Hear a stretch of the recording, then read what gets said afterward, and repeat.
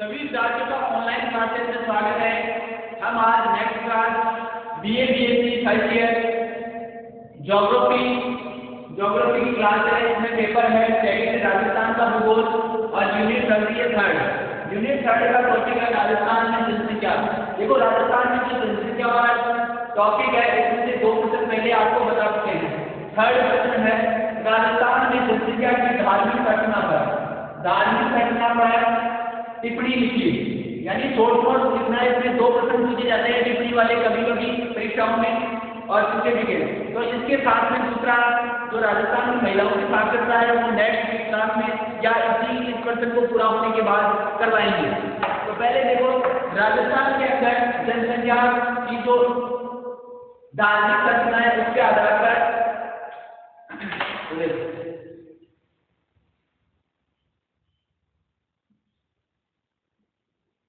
राजस्थान में धर्म के अनुसार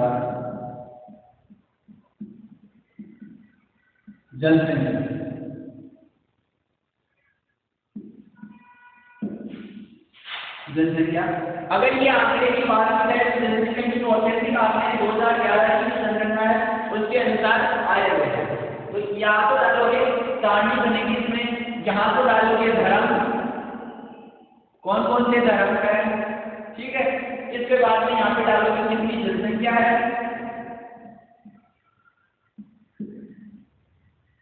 ठीक है। इसके बाद में यहाँ पे डालोगे प्रतिशत, और प्रतिशत कितना है राज्य की कुल जनसंख्या का, कुल जनसंख्या का ये हो जाएगा प्रतिशत, ठीक है। तो नंबर 5 की बात करते हैं। इधर देखो हिंदू धर्म नंबर 5 है वो है हिंदू धर्म। हिंदू धर्म में जो जनसंख्या है वो देखो 60 आंकड़े बता 65 71 01 03। तो देखो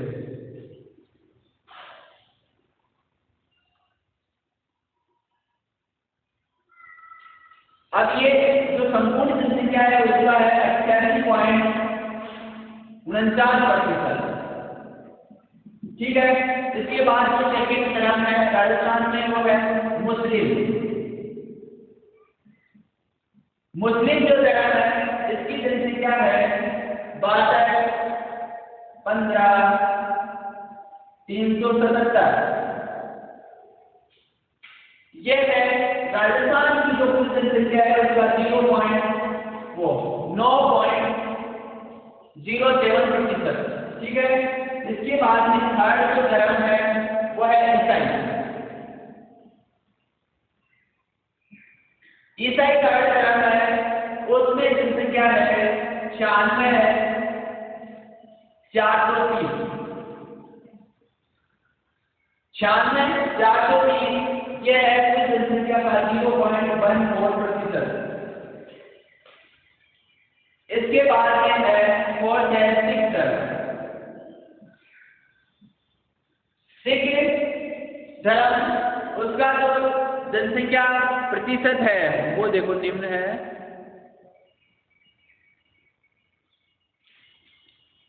सिखों की जो जनसंख्या है वो है 87 29 30। इसके अंदर अगर प्रतिशत की बात की जाए सिखों का 1.27% जनसंख्या है राजस्थान की कुल जनसंख्या का। पांचवा है बौद्ध धर्म के अनुसार 12,185 जनसंख्या है और इसका प्रतिशत है 0.02%। ये कुल जनसंख्या का प्रतिशत है। अगला है छठा है जैन धर्म की बात करें तो यहाँ पे 62-20-23 है। 62-20-23 है और 0.93% ये जनसंख्या है। यानी 1% से भी काफी कम है। तथा अन्य धर्म अन्य धर्मों की जनसंख्या है वो है 46-76, ठीक है, और 0.1%, 0.01%, तथा जिन्होंने कोई धर्म नहीं बताया है, धर्म नहीं बताया है, उनकी जनसंख्या है वो है 67,713, यानी 67,713 जनसंख्या है, और यह है 0.1.13, 0.10। तो ये हो गई सारणी जनसंख्या के अनुसार, वो धर्म के अनुसार राजस्थान में जनसंख्या। अब आप इस सारणी को उठा लीजिए या आपको इसका स्क्रीनशॉट ले लीजिए। इसके बाद में हम इसकी चर्चा करते हैं।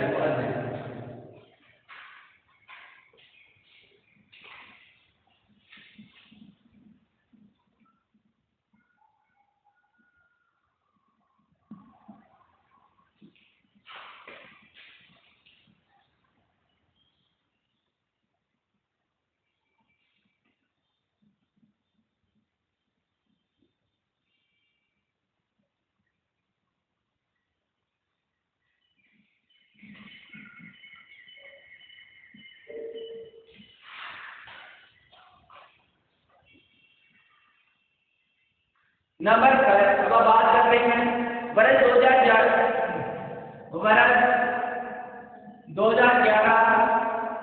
की जनगणना के अनुसार 88.49% हिंदू हो गए तथा 9.07% मुस्लिम, 0.14% ईसाई तथा 1.27% सिख व 0.02% बुद्ध धर्मावली मानने वाले, 0.91% जैन व 0.1% अन्य धर्मावली धर्मावलंबी तथा 0.10% जिन लोगों ने धर्म नहीं बताया उसका प्रतिशत है। सभी जिलों में सर्वाधिक हिंदू जनसंख्या 96.21% दौसा जिले में है। सेकेंड स्थान पर 96% डूंगरपुर तथा सबसे कम हिंदू 72.98% गंगानगर जिले में है तथा मुस्लिम धर्मों की जनसंख्या सर्वाधिक प्रतिशत 35.10% जैसलमेर जिले में है तथा सबसे कम मुस्लिम जनसंख्या 2.06% डूंगरपुर जिले में है तथा सर्वाधिक ईसाई जनसंख्या 1.24% बांसवाड़ा में है तथा सबसे कम ईसाई जनसंख्या 0.03% दौसा में है। सर्वाधिक सिख धर्म मानने वालों की जनसंख्या 24.11% गंगानगर जिले में है तथा सबसे कम सिख 0.1% जालोर, झुंझुनू, नागौर, सीकर में है तथा सर्वाधिक बौद्ध धर्म मानने वालों की जनसंख्या है 0.12% अलवर जिले में है तथा सबसे कम बौद्ध धर्म मानने वालों की 0% जनसंख्या प्रतापगढ़, करौली, झुंझुनू, झालावाड़ आदि जिलों में है तथा सर्वाधिक जैन धर्मावलंबी जो धर्म की जनसंख्या है वो 2.56% उदयपुर में है तथा सबसे कम जैन धर्म मानने वालों की जनसंख्या 0.03% झुंझुनू जिले में है। सभी धर्मों का यहाँ पे सभी धर्मों को सम्मान की दृष्टि से देखा जाता है और सभी धर्मों का है वो आदर भाव किया जाता है। बस यहाँ पे क्या है, सभी धर्मों की जो सांस्कृतिक तथा पारिवारिक रीति रिवाज है वो थोड़े डिफरेंट है, उनमें विविधताएं पाई जाती है, अलग अलग विविधताएं पाई जाती है और टोटल संपूर्ण यानी अलग अलग धर्मों के लोग यहाँ पे परस्पर एक सद्भावना की दृष्टि से रहते हैं और आपस में मिलजुल कर कार्य वगैरह कर रहे हैं। ठीक है, ये तो था राजस्थान में जो जनसंख्या धार्मिक जनसंख्या के अनुसार जनसंख्या संरचना। अब ठीक है, यहाँ पे अगला देखते हैं जनसंख्या का जो आयाम है सेकंड है टॉपिक में। दूसरा है राजस्थान में महिला साक्षरता की स्थिति पर टिप्पणी हो।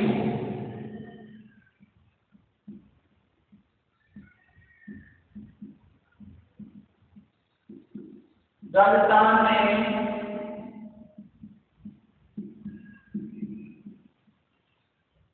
महिला साक्षरता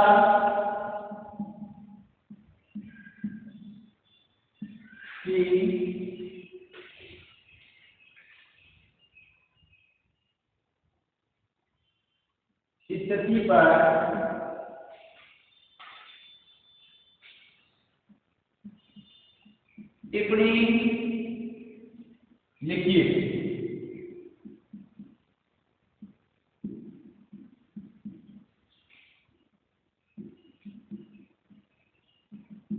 राजस्थान में महिला साक्षरता की स्थिति पर टिप्पणी लिखिए। आप देखो यहाँ पे कितनी बात कर रही है महिलाओं की एजुकेशन, महिला एजुकेशन किस स्थिति में है तो उसकी बात करते हैं, उसका अध्ययन करते हैं। पहले तो बात करते हैं कुल साक्षरता की। तो राजस्थान में कुल साक्षरता है, कुल साक्षरता दर है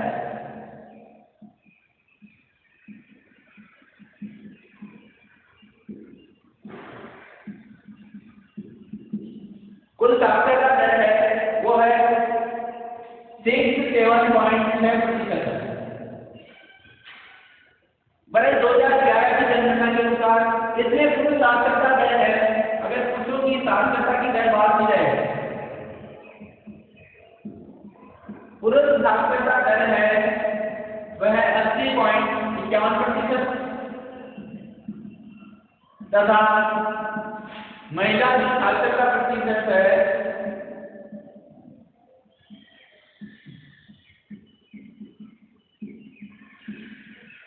महिला साक्षरता दर है वो है 52.66%।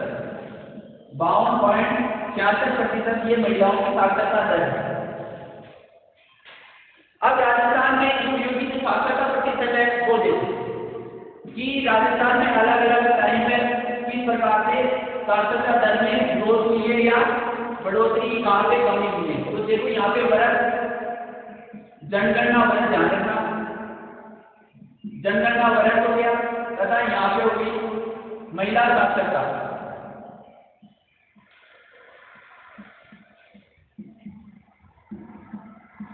महिला साक्षरता ठीक है। अब यहाँ पे देखो 1951 के अंदर अगर साक्षरता प्रतिशत देखें तो यहाँ पे 3% था, केवल 3%। 100 से केवल 100 में से केवल 3 स्त्रियां साक्षर थी यानी पढ़ी लिखी थी 1951 में। ये स्थिति थी। बाद में ये जनगणना 1961 में हुई, ये जनगणना 51 में हुई, ये जनगणना 1961 में हुई। इसके अनुसार स्त्रियों की साक्षरता प्रतिशत 5.8% हुई। 1971 के अंदर अगर बात करें तो साक्षरता प्रतिशत की वो है 8.4% रही। 1981 के अंदर अगर महिलाओं की साक्षरता की बात करें तो 1981 के अंदर 11.4% रहा।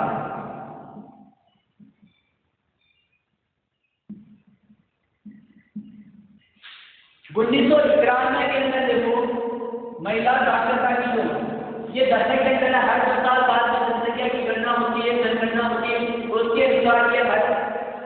तो यहाँ पे 1991 में यहाँ पे 20.4% साक्षरता रही तथा 2001 के अंदर महिला जो साक्षरता है उसमें 20% में बढ़ोतरी हुई है और 43.85% ये साक्षरता दर हुई है। इसके बाद में 2011 के अंदर अगर महिलाओं की साक्षरता स्थिति की बात की जाए तो 52.66% साक्षरता दर, यानी अभी भी 100 में से 50 यानी आधी महिलाओं से कुछ ज्यादा यानी 52% महिलाएं अभी भी राजस्थान में साक्षरता की श्रेणी में है। बाकी जो 48% यानी 47 पॉइंट कुछ है, लगभग 48% महिलाएं असाक्षर यानी कम पढ़ी लिखी है। अब ये दशकीय स्थिति के अनुसार अब देखो जिला वाले देते हैं तो इसको उतार लो या इसका स्क्रीनशॉट ले लो आपने मिला।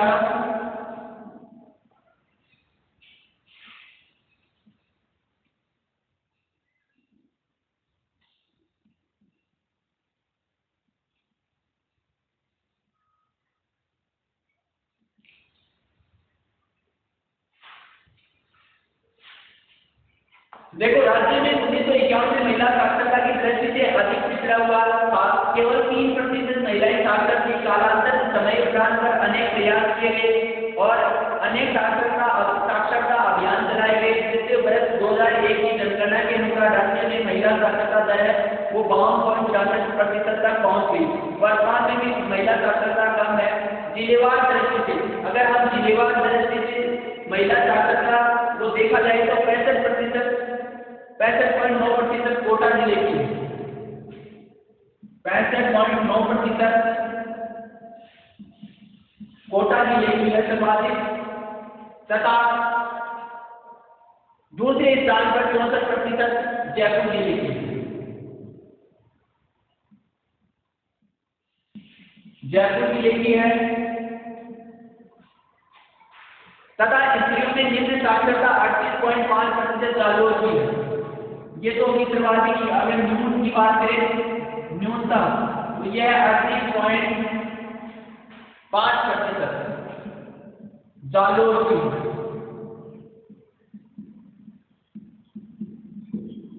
जालोर जिले की है। अब जिलेवार को महिला साक्षरता देखते हैं वो देखें।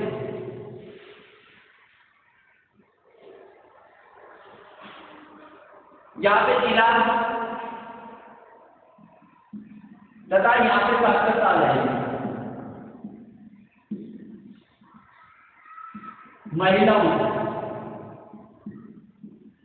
और वो भी किसके अंदर है, 25% के अंदर। तो नंबर 5 जिला है वो है अजमेर।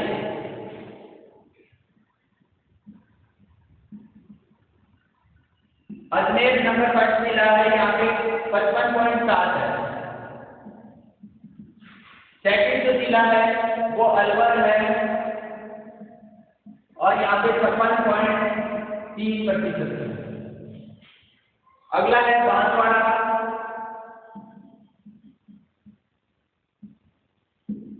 बांसवाड़ा के अंदर है 43.1%। फोर्थ है 12 जिले के अंदर है 52%।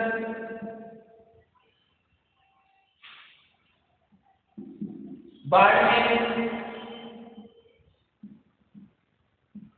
40.6।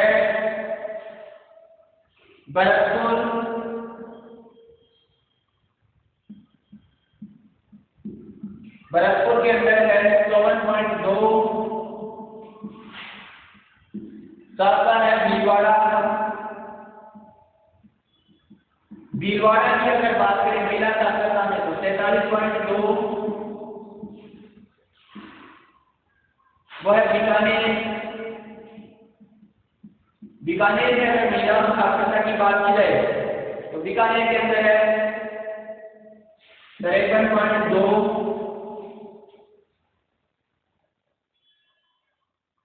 इसके बाद में है बूंदी। मैं ऊपर लिख रहा हूँ, अधिकों में डाला हूँ, आपने लिख लिया होगा साथ में, या मैं बोल देता हूँ आगे।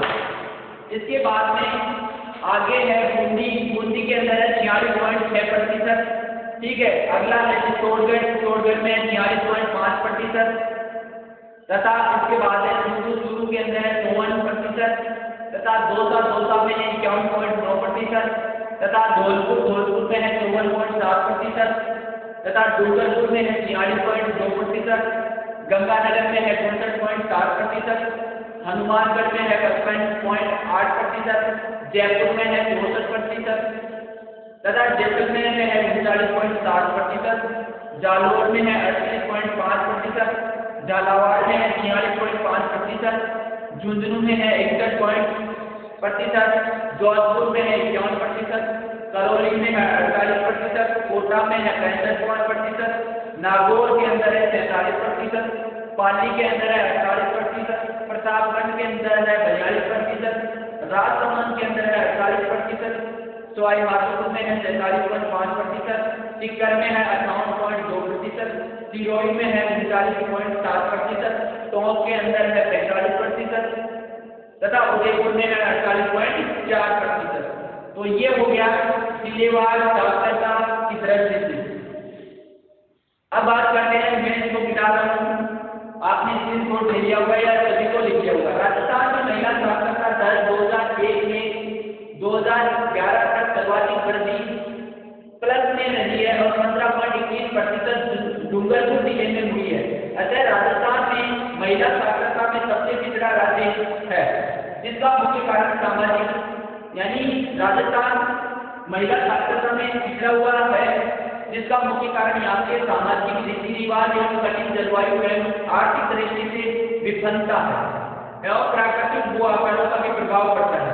क्योंकि सामाजिक रीति रिवाज में क्या है कि महिलाओं को गृहस्थ जीवन पर रोककर तथा उनका घरेलू कार्य में उनको या अभी भी वर्तमान में भी स्थिति है, थोड़ा कुछ पढ़ाते हैं कि बाद में उनकी बाल विवाह वगैरह कर दिया जाता है और उनको सामाजिक जिम्मेदारी यानी पारिवारिक जिम्मेदारियां दे दी जाती है, जिसके कारण वो पढ़ नहीं पाती है। तथा है कार्यकर्ताओं की रोजगार के कारण भी उच्च आय न होने के कारण, यानी निम्न आय के कारण भी लोग महिलाओं को शिक्षा दिलाने में असमर्थ होते हैं। तथा एक सामाजिक सोच के कारण भी, यानी एक जिज्ञासु जो लालसा की भावना होती है उसको दबा दिया जाता है और महिलाओं की जो है ध्यान नहीं दिया जाता है। इसके बाद इसके लिए राज्य सरकार संस्थाओं एवं परिवार में मुखियों को उत्तरदायित्व है कि वे राज्य की महिलाओं को साक्षरता कर विकास के मापदंडों में भागीदार बनाएं। अब देखो महिला साक्षरता न्यूनता के कारण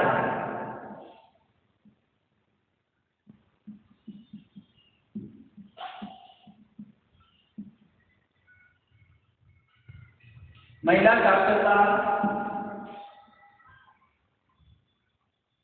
न्यूनता के कारण इसमें अलग अलग कारण है। नंबर 5 जो है निर्धनता।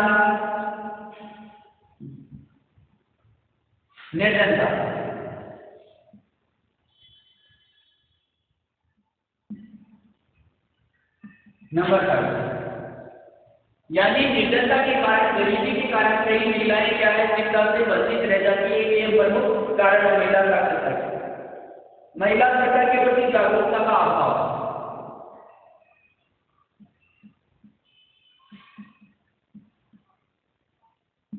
यानी ये जागरूकता का अभाव, इसके कारण भी महिलाएं हैं वह शिक्षा से वंचित रह जाते हैं, शिक्षा से पिछड़े रह जाते हैं।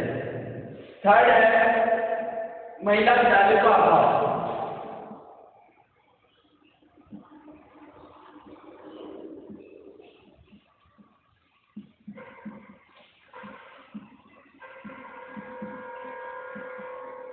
महिला विद्यालयों का अभाव के कारण भी क्या है कि सुरक्षा की दृष्टि से इनको क्या है स्कूलों में भी रोक दिया जाता है जाने से, इसके कारण महिला साक्षरता है वो स्त्रियां वंचित रह जाती हैं।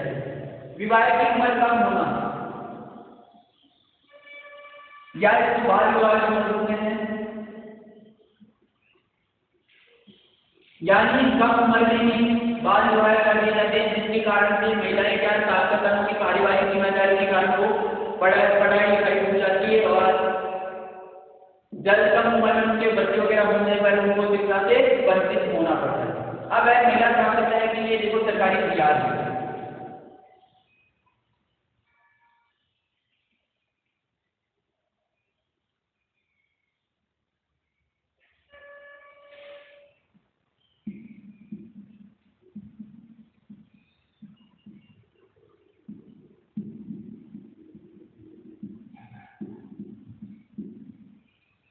महिला साक्षरता के लिए सरकार के प्रयास, इसके लिए निम्न जो कार्य किए गए हैं। नंबर 5 से अगर बात करते हैं, कस्तूरबा गांधी बालिका विद्यालयों की स्थापना।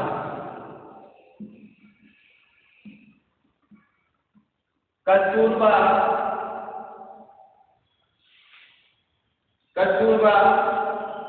गांधी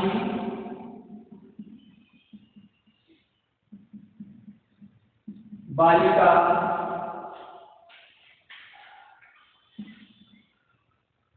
विद्यालयों की स्थापना। ठीक है, ये राज्य में 186 राज्य में कस्तूरबा गांधी बालिका विद्यालय खोला गया है, जिसमें लड़कियों को एक स्वतंत्र रूप से शिक्षा, इसका मुख्य उद्देश्य ये है कि लड़कियों को एक स्वतंत्र वातावरण मिल जाए और इनको बिल्कुल से धर्म प्रपोज वगैरह छेड़छाड़ वाले स्थितियों से दूर करके कस्तूरबा गांधी बालिका विद्यालय खोलकर महिलाओं को स्वतंत्र शिक्षा देने के लिए राज्य में बहुत अच्छा काम किया। 186 की संख्या है वर्तमान में। सेकेंड है महिला साइकिल,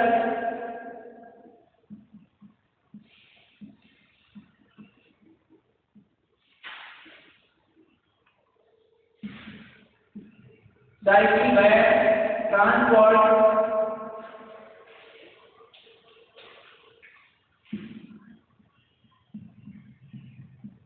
वाउचर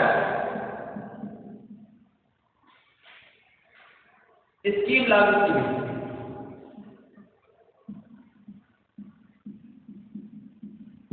यानी महिला साइकिल यानी न्याय संस्था में आते एक बार महिला को 18 साल तक 8 बार यानी 16 साल से ऊपर होने पर जो 9th क्लास में लड़कियां हैं उनको राज्य सरकार के द्वारा साइकिल वितरण की जाती है। उसकी मामूली जो फीस होती है 100, 150, 300 रुपए तक वो जमा करा के फिर साइकिल दी जाती है। तथा अगर किसी साइकिल नहीं देते हैं, चलाना नहीं सीख पाते हैं, उनको ट्रांसपोर्ट वाउचर यानी उनका किराया भत्ता दिया जाता है। महिलाओं को शिक्षा के लिए यानी दूर दराज क्षेत्रों से आने वाले लड़कियों के लिए व्यवस्था की गई है। तो राज्य सरकार ने हर ग्रामीण क्षेत्रों में लागू की गई है तथा शहरी क्षेत्रों में भी ये लागू है। तो वेतनदार श्रेणी से लड़कियां हैं या मध्यम परिवार वाले हैं उन सभी के लिए महिलाओं के लिए ये लागू की गई। अगला है गार्गी रोजगार योजना।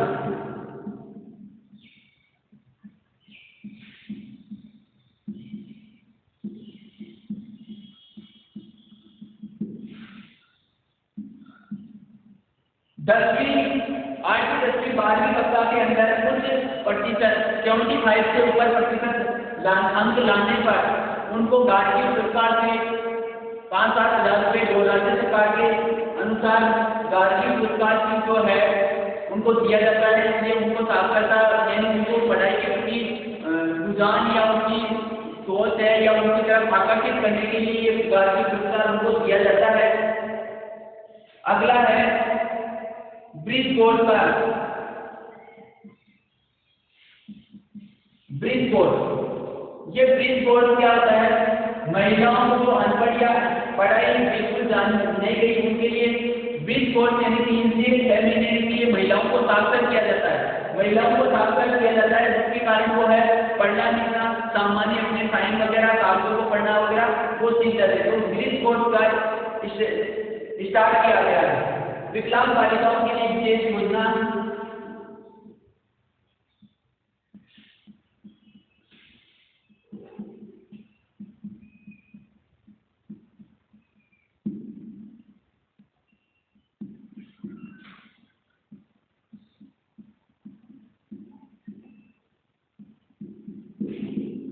विकलांग बालिकाओं के लिए विशेष योजना स्टार्ट की गई है जिससे उनको भी शिक्षा का पूर्ण रूप से अधिकार मिले और शिक्षा प्राप्त कर सके।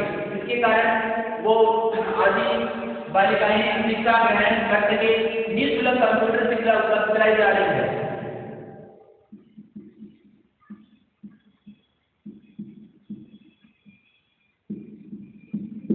महिलाओं को साक्षर ही नहीं बल्कि कंप्यूटर शिक्षा के लिए निःशुल्क जो कंप्यूटर डिप्लोमा कोर्स है उसके अंदर बिल्कुल भी निःशुल्क एकमात्र उनको किताबें वगैरह तथा उनके जो शिक्षण शुल्क है वो भी निःशुल्क है। उनको पढ़ाया जा रहा है ताकि वो आने वाले टाइम के अंदर कंप्यूटर वगैरह के बारे में आसानी से जान सके तथा उसके साथ में ही पढ़ाई भी कर सके। तथा इसके बाद में लेते हैं ये हो गया महिलाओं की जो महिला साक्षरता है उसके ऊपर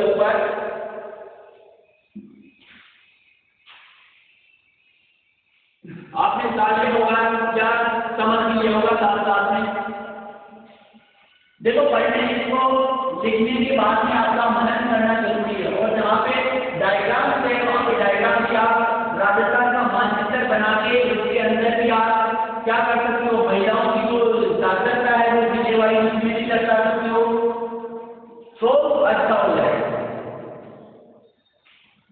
और आपको नंबर भी अच्छे मिलेंगे। आपको क्या एग्जाम है वो अपनी और आपकी कॉपी में अच्छे नंबर कैसे दिए उसके लिए क्या करना पड़ेगा? आपको उत्तर अच्छे से अच्छा देना पड़ेगा या उसको आकर्षित उत्तर बनाना पड़ेगा। इसलिए नक्शा जो भी मानचित्र वगैरह है वो बनाओ। अगला प्रश्न इसी के अंदर है, ये टिप्पणी का ही प्रश्न है और इसमें प्रश्न नंबर वही है, तो इसमें है बीमारू राज्य पर। बीमारू राज्य के कारण नहीं, ये खनिज संसाधनों का प्रश्न है, पर टिप्पणी का है। बीमारू राज्य के कारण पर टिप्पणी लिखिए।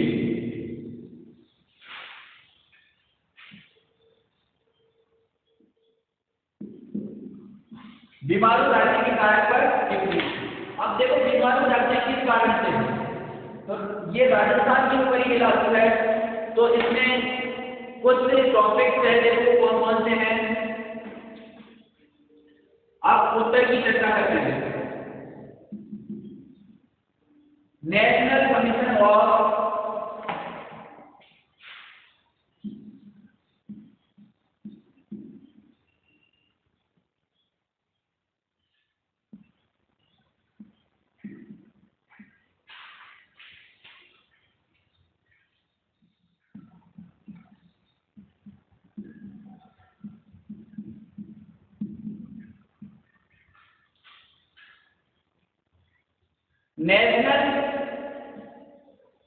कमीशन ऑफ पॉपुलेशन के सदस्य व इंस्टीट्यूट ऑफ इकोनॉमिक ग्रोथ के प्रोफेसर डॉक्टर आशीष घोष।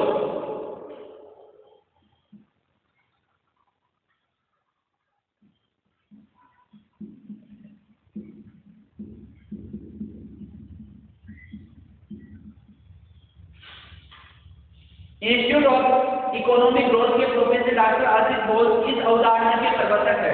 बीमारू राज्य जो अवधारणा है उसके क्या है, प्रवर्तक है। इन्होंने ये धारणा दी है तथा इस धारणा के अनुसार देखो किस प्रकार से इसको घोषित किया गया। सन 1985 के अनुसार, सन 1985 में निम्न कार्यों के आधार पर किसी राज्य को बीमारू राज्य घोषित किया जाता है। निम्न कार्य कौन कौन से हैं?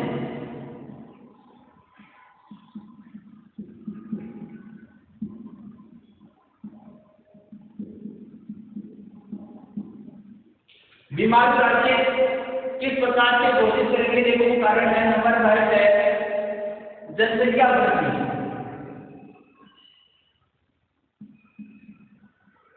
जनसंख्या वृद्धि कितनी होनी है वहां पे उसको लेकर, तथा सेकेंड है शिशु मृत्यु दर।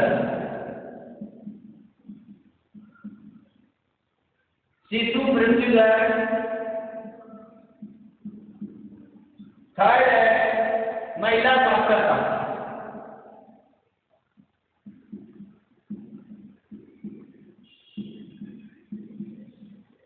फोर्थ है प्रजनन दर।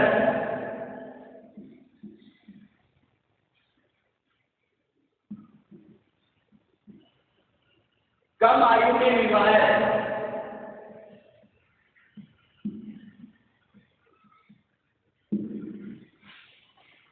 इन 5 पॉइंटों के आधार पर किसी भी राज्य को क्या कर देते हैं, बीमारू राज्य की श्रेणी में घोषित कर दिया जाता है। अतः 1985 से पहले राजस्थान में इन सभी कारकों की पहचान हुई और राजस्थान को बीमारू राज्य की श्रेणी में रखा गया। समग्र देश की 6.67% जनसंख्या राजस्थान में निवास करती है तथा यहाँ जनसंख्या वृद्धि अधिक है। राजस्थान की 2001 से 11 के दौरान जनसंख्या की दशकीय वृद्धि दर है वो 21.3% रही। समस्त जिलों में दशकीय वृद्धि सर्वाधिक 32.5% बाड़मेर की है तथा राज्य में न्यूनतम जो वृद्धि दर है वो 10% गंगानगर जिले की है। तो इन कारकों को कब देखा गया, 1985 में किसमें देखा गया, राजस्थान के अंदर इन कारकों को, राजस्थान राज्य के इन कारकों की पहचान की गई और इसी सभी के आधार पर राजस्थान राज्य को बीमारू राज्य घोषित किया गया है। नंबर इसमें हम चर्चा करते हैं नंबर 5 पे देखो, यहाँ ये तो आपने उतार लिया गया है, अब मैं इसको मिटा रहा हूं।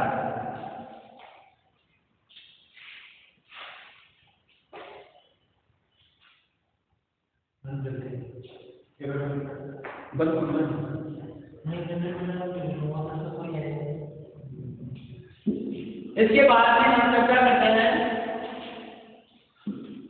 नंबर 5 से कौन कौन से कारण है।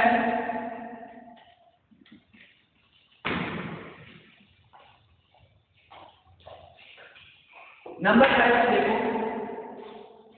यहाँ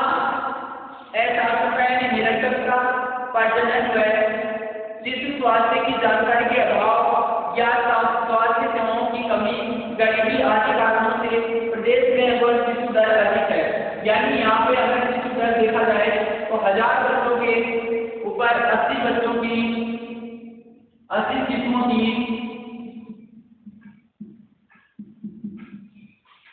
80 शिशुओं की मृत्यु होती है। अब सेकंड देखे वो अज्ञात बीमारी या चिकित्सा सुविधाओं के अभाव के कारण तो ये वर्तमान में इसको कम करने का प्रयास किया जा रहा है। सेकंड है राजस्थान, संपूर्ण राजस्थान महिला साक्षरता को कमजोर है। यहाँ स्त्रियों की साक्षरता है वो 52.66% है। यह साक्षरता दर अन्य राज्यों की अपेक्षाकृत कम है।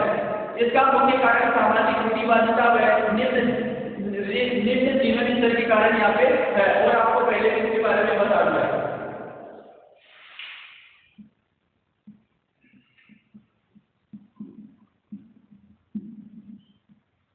न्यून दर, थर्ड है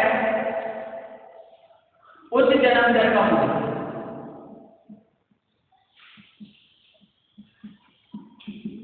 उच्च जन्म दर, राजस्थान में जन्म दर काफी उच्च है। पर 2011 के अनुसार यहाँ पे 26.2% उच्च जन्म दर सरकार आता है। उच्च जन्म दर जनसंख्या वृद्धि का प्रमुख कारण है। इसे नियंत्रित करके जनसंख्या को कम या स्थिर कर सकते हैं। अगला है वो है बाल विवाह।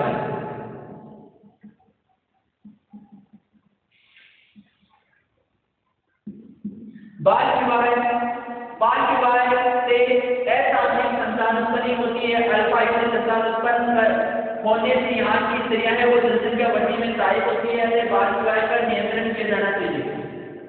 तो इस प्रकार से राजस्थान राज्य को बीमारियों श्रेणी से बाहर करने के लिए अच्छा प्रयास करने पड़ेंगे। उसके लिए ये कदम है, इनको पूरी तरह से गवर्नमेंट कठोर नियम या कठोर नीति अपनाकर इन जो